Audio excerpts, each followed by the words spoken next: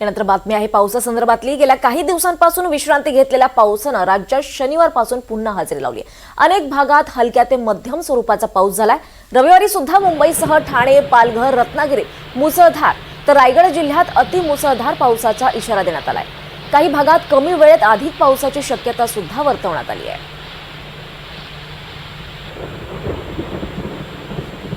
दरम्यान पावसाच्या या स्थितीचा आढावा घेतलाय आमचे प्रतिनिधी ऋतिक गणकवार यांनी।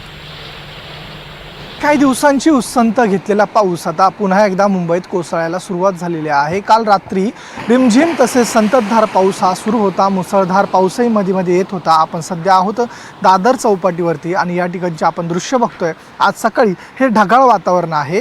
काही दिवसांपूर्वीच हवामान विभागाने अंदाज वर्तवला होता की रविवारपासून मुसळधार पाऊस व्हायला सुरुवात होईल। त्या अनुषंगाने आता आपण बघतोय की संपूर्ण मुंबईवरती हे काळ्या ढगाचा छाया सध्या आपल्याला पाहायला मिळतं। हे ढगाळ वातावरण आहे। एकंदरीत आज देखील पावसाचा इशारा हा हवामान विभागाने दिल्याचा आपल्याला पाहायला मिळतंय। खरं तर यंदा मान्सून हा लांबलेला आहे। मान्सूनचे जे वारे आहेत ते तिबेटपर्यंत पोहोचलेले आहे। त्यामुळे यंदा जास्त वेळ पाऊस पडण्याची शक्यता हवामान विभागाने वर्तवलेली आहे। तसेच आज मुंबईला येलो अलर्ट दिलेला आहे। त्या अनुषंगानं नागरिकांनी काळजी घ्यावी। आपण सध्या बघतोय की संपूर्ण जी स्कायलाईन आहे ती ढगाळ असल्याचं आपल्याला पाहायला मिळतंय। एकंदरीत अजून 2 ते 3 दिवस हा पाऊस असाच पडणार असून आपण बघतोय की मुंबईकरांनी या संदर्भात काळजी घ्यावी।